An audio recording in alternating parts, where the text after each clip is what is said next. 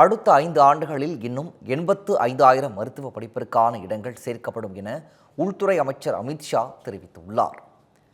ஹரியானா மாநிலம் ஹிசாரில் உள்ள மகாராஜா அகர்சன் மருத்துவக் கல்லூரியில் நடைபெற்ற நிகழ்ச்சியில் மத்திய உள்துறை அமைச்சர் அமித்ஷா கலந்து கொண்டார். பின்னர் பேசிய அவர், மோடி அரசு 10 ஆண்டுகளில் 25 கோடி மக்களை வறுமை கோட்டில் இருந்து மீட்டுள்ளது எனவும் அவர்களுக்கு தங்குமிடம் வழங்க 4 கோடி வீடுகள் கட்டப்பட்டுள்ளன எனவும் கூறினார். முன்பு மருத்துவ மாணவர்களுக்கு 51,000 இடங்கள் மட்டுமே இருந்த நிலையில் தற்போது அது 1,15,000 இடங்களாக அதிகரிக்கப்பட்டுள்ளதாகவும் அமித்ஷா கூறினார்.